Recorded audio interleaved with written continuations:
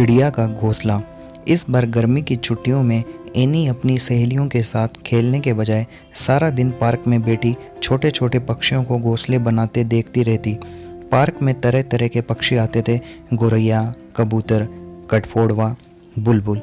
Any किसी भी पक्षी को देखते ही पहचान जाती थी, क्योंकि उसकी मैम ने उसे सभी पक्षियों के सुंदर चित्र दिखाए थे और कहा था कि इन छुट्टियों में तुम सब पक्षियों की आदतें गौर से देखना, और गर्मी की छुट्टियों के बाद जब स्कूल खुलेगा तब तुम सबको पक्षियों पर एक लेख लिखने के लिए दिया जाएगा। सबसे अच्छे लेख पर जो किताब इनाम में दी जाने वाली थी वे भी बच्चों को दिखाई गई थी। मैम ने उन्हें जानवरों और पक्षियों की कहानियों वाली उस किताब के रंगीन चित्र भी दिखाए थे और कहानियाँ भी पढ़कर सुनाई थी। एनी को वह किताब इतनी पसंद आई थी कि उसने मन ही मन ये निश्चय कर लिया था कि जैसे भी हो वह इस किताब को पाने के लिए मेहनत करेगी, और इसलिए एनी अपनी छुट्टियां खेलने के बजाय पार्क में बैठकर पक्षियों की आदतों को जानने में गुजार रही थी। एनी देखती कि पक्षी अपना घोंसला बनाने के लिए कितने धैर्य से छांट छांट कर पुरानी सूतली, घास, पत्तियाँ और घोंसले को आरामदेह बनाने के लिए पंख आदि जमा करते हैं। एनी का जी चाहता कितना अच्छा होता कि मैं भी इन पक्षियों की कुछ मदद कर सकती। अचानक एनी को एक ख्याल आया। इन दिनों ज़्यादातर पक्षियों ने अपने घोंसले बना लिए थे, फिर भी कुछ पक्षी ऐसे थे जिनके घोंसले अभी तक तैयार नहीं हुए थे। कुछ शरारती लड़कों ने पत्थर मारकर इनके घोंसले नष्ट कर दिए थे। एनी ने उन्हें गुस्सा कर रोकना चाहा। एनी ने सोचा, क्यों न मैं अपने हाथों से एक घोंसला बनाकर बगीचे के किसी पेड़ पर लटका दूँ। हो सकता है कोई पक्षी वहाँ रहने आ जाए। कितना अच्छा लगेगा जब पक्षी वहाँ अंडे देंगे और कुछ दिनों में घोंसला छोटे छोटे पक्षियों से भर जाएगा।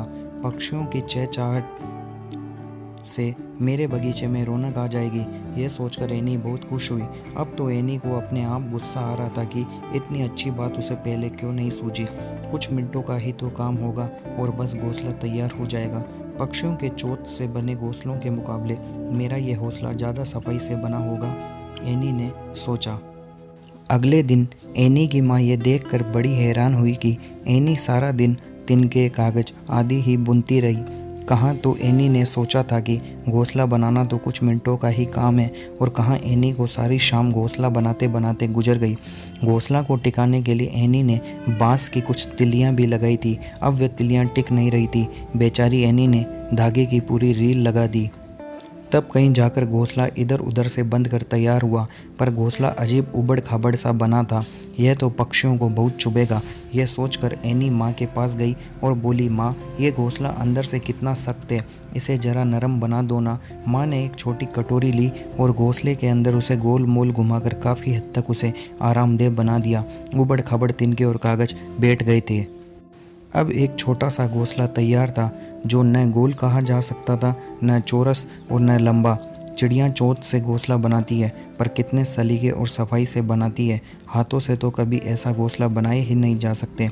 सुबह एनी ने बड़ी शान से वह घोंसला बगीचे के एक पेड़ पर लटका दिया और खुद कुछ दूरी पर खड़ी इंतजार करती रही कि कोई पक्षी आकर उसे अपना घर बना ले। पर जब काफ़ी समय गुजर गया और कोई पक्षी न आया तो एनी बड़ी निराश हुई। अचानक उसने देखा लवा पक्षियों के एक जोड़े ने, जो घोंसलों के ऊपर मंडरा रहा था, चोंच मारकर घोंसला तोड़फोड़ कर डाला। शैतान पक्षी, गुस्से से एनी बड़बड़ाई। एनी की आवाज़ सुनकर उसकी माँ वहाँ आ गई। माँ, देखो ना, उन्हें मेरा घोंसला पसंद नहीं आया, एनी ने सुबकते हुए कहा। माँ भी वहीं खड़ी होकर पक्षियों की हरकतें देखने लगी। अचानक माँ जोर से हंस पड़ी। देखो एनी, ये पक्षी पहले घोंसले से तिनके चुन चुन कर एक नया घोंसला तैयार कर रहे हैं। हो सकता है ये लोग किसी के बनाए घोंसलों में रहना पसंद न करते हो। माँ, मैं जो लेख लिखूंगी ना, उसमें ये बात भी ज़रूर लिखूंगी, एनी बोली। एनी, पक्षियों ने घोंसला चाहे जिस कारण तोड़ा हो, पर वे तुम्हारा बड़ा एहसान मान रहे होंगे कि तुमने घोंसला बनाने का सारा सामान एक जगह जमा कर रखा है, माँ ने कहा।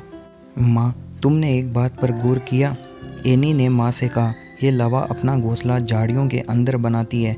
हाँ एनी, अभी तक तो मैंने यही देखा सुना था कि लवा अपना घोंसला पेड़ पर या घरों के रोशनदान आदि में बनाती है। आज पहली बार मैं ये तरीका देख रही हूँ।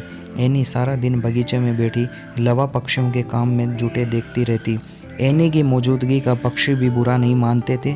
शायद उन्हें पता था कि वह उनकी मित्र। जल्दी ही घोंसला छोटे छोटे लवा पक्षियों से भर गया।